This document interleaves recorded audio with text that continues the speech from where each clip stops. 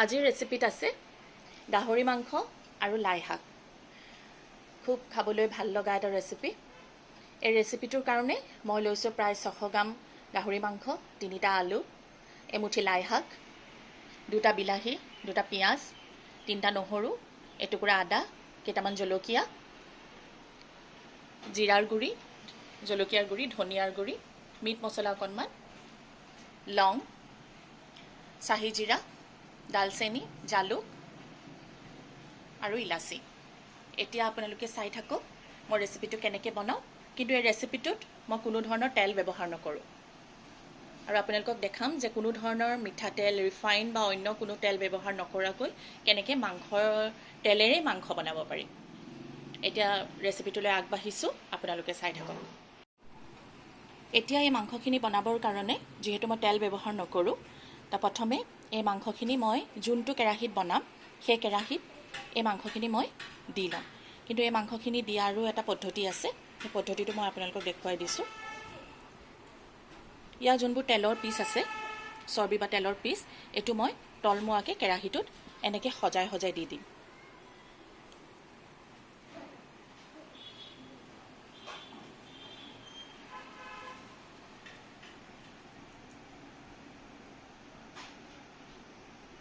মঙহৰ পিচটো ওপৰলৈ কৰি দিম।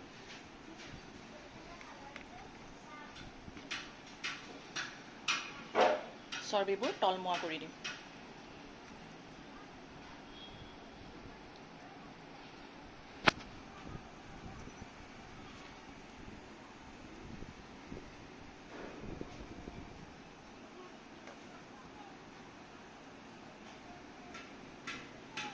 এইটোত কিন্তু বনাওঁতে অকণমান সময় লাগে।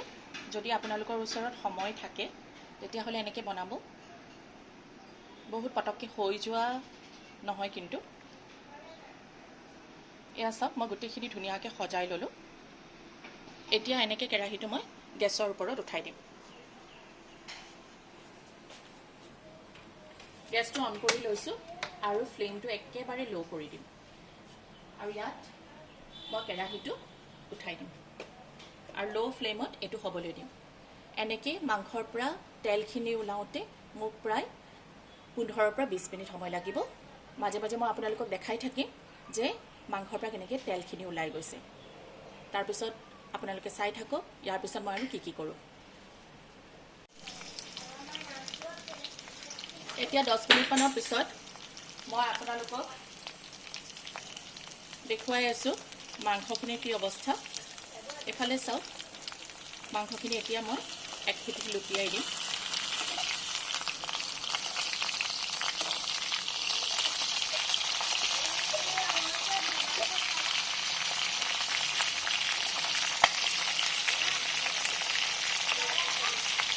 ওপৰৰ পিঠিটো এতিয়া তল কৰি দিম। অকণমান কেৰাহীত লগা নিচিনা হ'ব। আপোনালোকে ভয় নাখাব যে মাংসটো বেয়া হৈ গৈছে নেকি, লাগি গ'ল নেকি, জ্বলি গ'ল নেকি। নাই জ্বলা।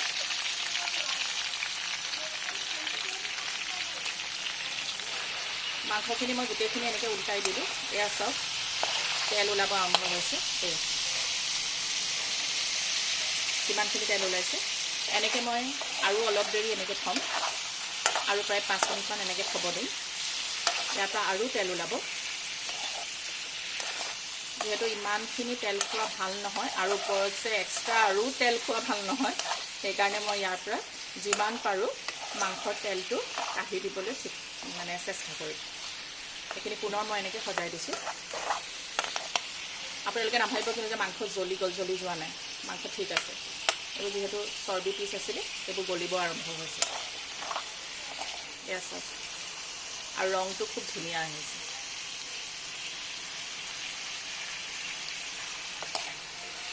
এনেকৈ মই পুনৰ 5 মিনিটৰ কাৰণে থৈ দিম আৰু তেল ওলাব কাৰণে।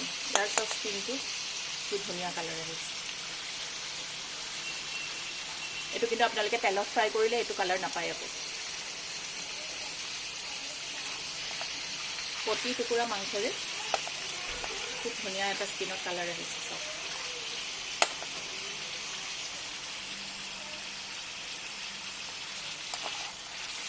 এতিয়া মই পুনৰ এনেকৈ হ'বলৈ দিম। পুনৰ 5 মিনিট আকৌ তেল ওলাবৰ কাৰণে দিম। তাৰ পিছৰ প্ৰচেছখিনি মই আপোনালোকক দেখুৱাই আছোঁ। এতিয়া প্ৰায় 5 মিনিটমানৰ পিছত মই পুনৰ ঘূৰি আহিছোঁ। এতিয়া চাওক মাংসৰ পৰা কিমানখিনি তেল ওলাইছে। মাংসখিনি প্ৰায় নিজৰ তেলতে ফ্ৰাই হৈ গ'ল। এয়া চাওক 600 গ্ৰাম মাংস কিমান তেল ওলালে।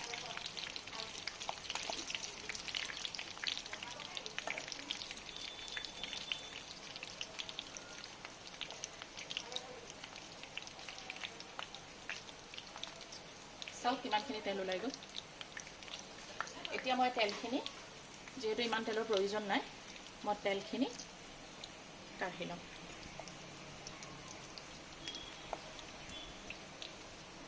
এইখিনি তেল আপোনালোকে চিকেন বনাওঁতেও ইউজ কৰিব পাৰে, খুব ভাল লাগিব খাবলৈ।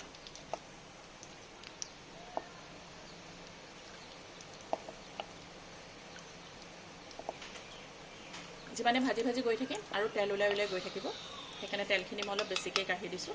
এয়া চাওক ইমানখিনি তেল ওলালে।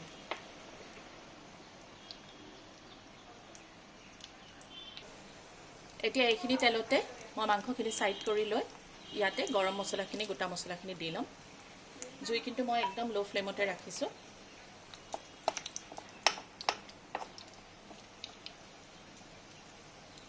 আৰু ইয়াতে মই পিঁয়াজখিনিও দি দিম।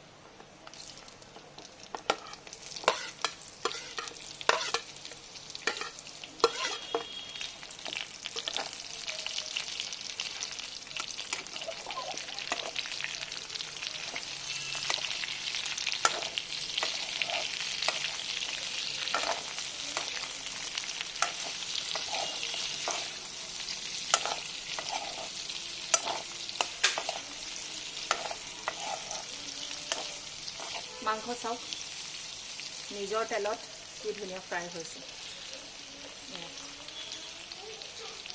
ইয়াত মই কোনো ধৰণৰ হালধি ব্যৱহাৰ নকৰোঁ। চাওক কি ধুনীয়া ফ্ৰাই হৈছে।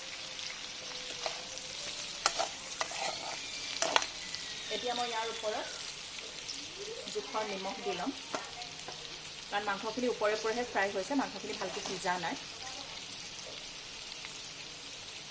1 চামুচ নিমখ দিছোঁ।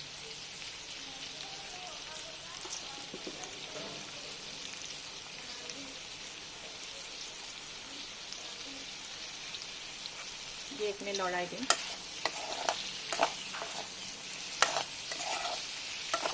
এতিয়া ইয়াৰ ওপৰত মই জলকীয়া কাটি ইয়াৰ ওপৰতে দি দিম। গোটেইবোৰ বস্তু মই ইয়াৰ ওপৰে ওপৰে দিয়ে ভাজি থাকোঁ।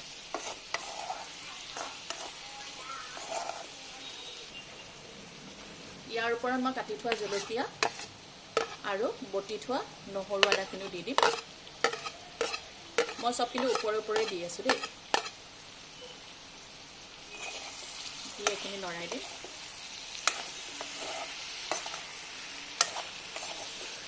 দেখাত কিন্তু শুকান শুকান লাগিছে, কিন্তু 5 মিনিটমানৰ পিছত আপোনালোকে দেখিব ইয়াৰ পৰা পুনৰ তেল ওলাব আৰু এইখিনিও ধুনীয়াকৈ সেইখিনি তেলতেই ভাজ খাই যাব।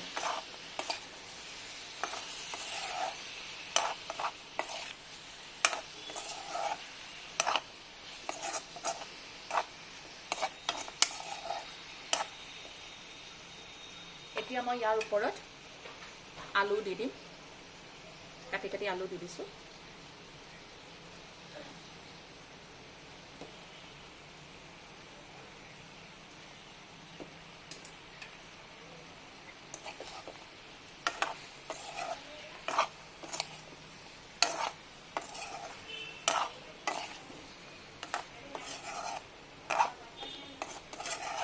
এতিয়া এইখিনি ভালকৈ লৰাই দিয়াৰ পিছত এতিয়া মই ইয়াৰ জুই কিন্তু চিমতে দি থৈছোঁ আৰু এতিয়া মই ঢাক মাৰি দিম, যাতে মাংসখিনি সিজি যায়, ভিতৰৰ পৰা ভালকৈ সিজে আৰু আলু পিঁয়াজ চিয়াজ যি আছে গোটেইখিনি ভালকৈ সিজিবৰ কাৰণে মই এতিয়া এখন ঢাকন লগাই দিম আৰু এনেকৈ প্ৰায় মই 5 পৰা 7 মিনিট সময় ঢাকিবলৈ দিম।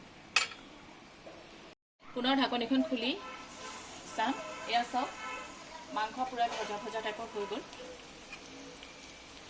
মাংস সিজিও গ'ল, কিমান ধুনীয়া এটা ৰং আহিছে। এয়া চাওক।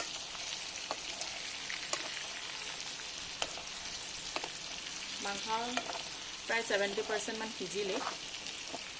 এয়া চাওক আলুৰ ৰং চাওক কি ধুনীয়া ফ্ৰাই হৈছে মাংস। এয়া চাওক এতিয়া ইয়াত মই বিলাহী দি দিম।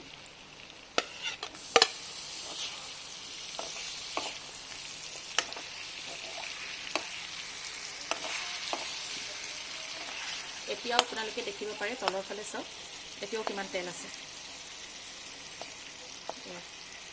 কিমানখিনি তেল আছে।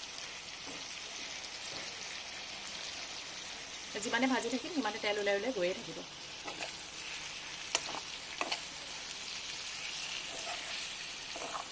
এতিয়া ইয়াৰ ওপৰত মই মছলাখিনি দি দিম। জিৰা পাউডাৰ, ধনিয়া পাউডাৰ আৰু মিট মছলা আৰু লাল মিৰ্চ পাউডাৰ অকণমান।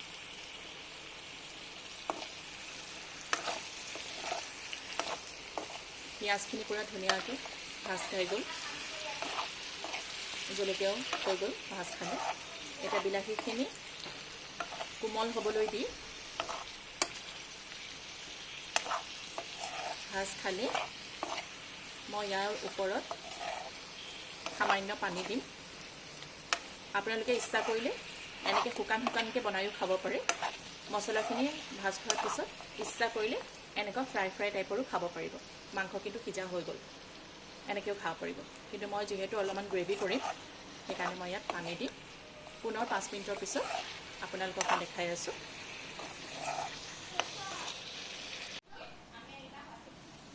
এয়া চাওক বিলাহী সিজি গ'ল, মছলাখিনিও ধুনীয়াকৈ ইয়াতে হৈ গ'ল, মিক্স হৈ গ'ল।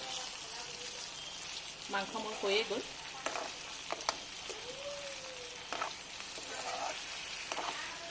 এতিয়া ইয়াৰ ওপৰত মই লাই শাকখিনি দি দিম। লাই শাকখিনি মই ভালকৈ ধুই লৈছোঁ, কিন্তু লাই শাকখিনি মই কটাৰীয়ে কাটি নিদিওঁ, হাতেৰে এনেকৈ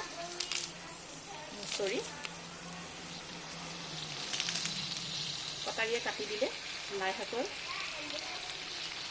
টেষ্টটো বেয়া হৈ যায় বুলি কয়। সেইকাৰণে মই এনেকৈয়ে দি দিম, এনেকৈ দি দিম। ওপৰত ডাঙৰ ডাঙৰকৈ এনেকৈ দি দিলোঁ।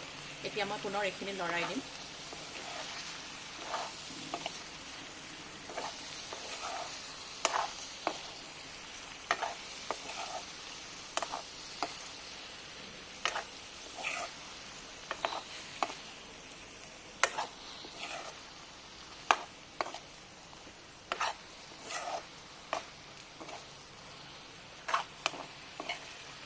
লাই শাকখিনি মই 1 মিনিটমান সময় ভাজ খাবলৈ দিম। ঢাকন মাৰি নিদিওঁ, ঢাকন মাৰি দিলে লাই শাকৰ সেউজীয়া ৰংটো বেয়া হৈ যাব, ক'লা ক'লা হৈ যাব।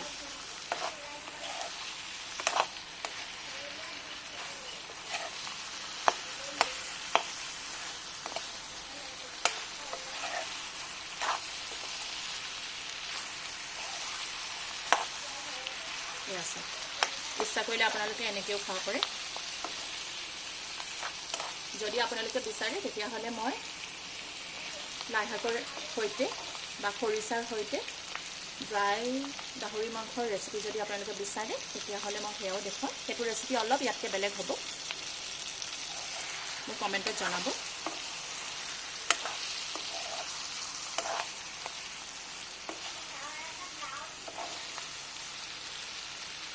যদি পাতত দিয়া গাহৰি মাংসৰ ৰেচিপি বিচাৰে তেতিয়াও জনাব মোক।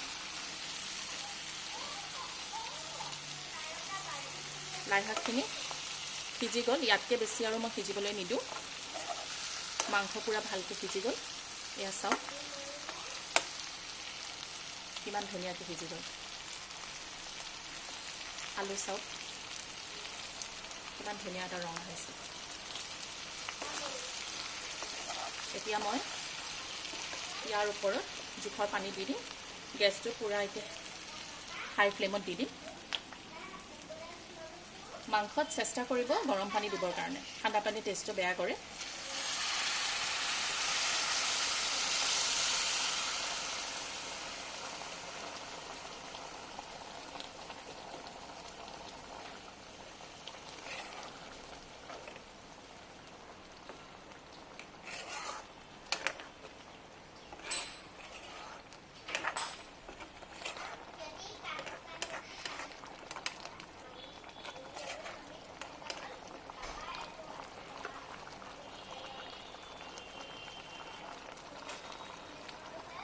এতিয়া এইখিনি মই প্ৰায় 2 মিনিটমান উতলিবৰ কাৰণে দিম তেল নিদিয়াকৈ কোনো ধৰণৰ হালধি ব্যৱহাৰ নকৰাকৈ মাংসৰ নিজৰ তেলেৰে বনোৱা লাই আৰু গাহৰি মাংস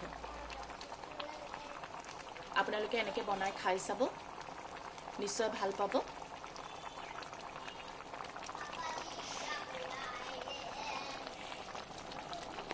সব মাংস মোৰ যিমানখিনি গ্ৰেভিৰ প্ৰয়োজন সিমানখিনি হৈ গ'ল এতিয়া মই গেছটো অফ কৰি দিম লাই আৰু গাহৰি মাংস দি বনোৱা মোৰ ৰেচিপিটো ৰেডি এনেকুৱা নতুন নতুন ৰেচিপিৰ সৈতে পুনৰ আপোনালোকক লগ পোৱাৰ আশাৰে আজিলৈ আহিছোঁ